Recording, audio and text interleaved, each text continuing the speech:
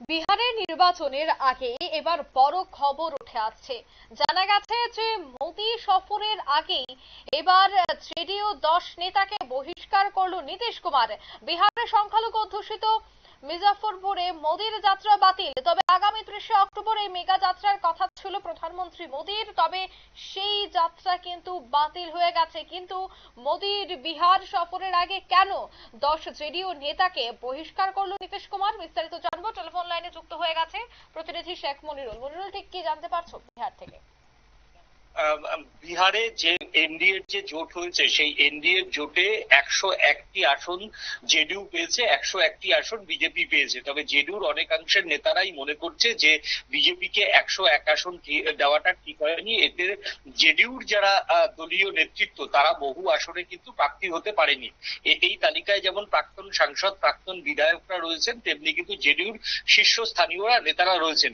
তাই প্রধানমন্ত্রীর যে 30শে অক্টোবরের সভা, সেই 30শে অক্টোবরের সভাতে তারা হচ্ছে প্রতিবাদ জানিয়ে তারা বিক্ষোভ দেখাতে পারেন বলে এটা খবর ছিল। তারপরেই কিন্তু সরাসরি দল বিরোধিতার কাজের জন্য এই 10 জন যে নেতাকে মোদীর সফর, বিহার সফরের আগেই 10 জেডিইউ নেতাকে বহিষ্কার করলেন গতকাল রাতে নীতিশ কুমার।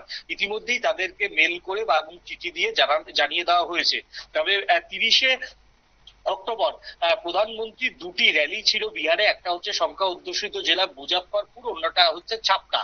তবে সেই যাত্রা বা সেই মিছিল, মহামিছিল ক্যান্সেল করা হয়েছে বলে সকালেই জানিয়েছিল বিহার প্রদেশ বিজেপি। তবে বেলা বাড়তেই আবার বিহার প্রদেশ বিজেপির তরফ থেকে জানিয়ে দেওয়া হয়েছে মিছিল ক্যান্সেল হলেও বা যাত্রা ক্যান্সেল হলেও প্রধানমন্ত্রী কিন্তু মুজফ্ফরপুর এবং ছাপড়াতে দুটো জনসভাই করবে। অন্যদিকে বিহার প্রদেশ বিজেপির থেকে বলা হয়েছে যে 29শে অক্টোবর সেই মুজফ্ফরপুর এবং দারভাঙ্গাতে আসছেন কেন্দ্রীয় স্বরাষ্ট্রমন্ত্রী অমিত শাহ, তিনি দুটি জনসভা করবেন। তবে তোমার হচ্ছে সেই মুজফ্ফরপুর হচ্ছে সংখ্যালঘু অধ্যুষিত জেলা, সেই সংখ্যালঘু অধ্যুষিত জেলাতে পরপর দুদিন, একদিন কেন্দ্রীয় স্বরাষ্ট্রমন্ত্রী অমিত শাহ, অন্যদিকে প্রধানমন্ত্রী নরেন্দ্র মোদী। সংখ্যালঘু অধ্যুষিত জেলাতে দুই হেভিওয়েট নেতার পরপর জনসভা নিয়ে ইতিমধ্যেই কিন্তু বিহারের রাজনীতিতে সাধারণ মানুষের মধ্যে কিন্তু একটা চরম কৌতূহল তৈরি হয়েছে। একদমই, ধন্যবাদ। অর্থাৎ এই বিষয়টা নিয়ে একটা চরম কৌতূহল, এবং জানা গেছে যে বিহারে 101টি আসনে বিজেপি লড়াই করছে এবং এক আসনে অন্যদিকে জেডিইউ লড়াই করছে।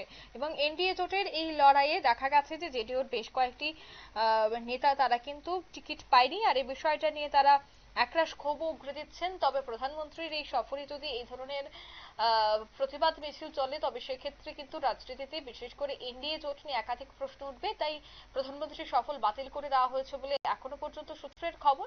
অন্যদিকে যারাই এই দল বিরোধী কাজ করেছে তাদের প্রত্যেককেই দল থেকে বহিষ্কার করে দিয়েছে নীতিশ কুমার। নিয়ে নিচ্ছি ছোট্ট একটি বিজ্ঞাপন বিরতি, সঙ্গে থাকুন।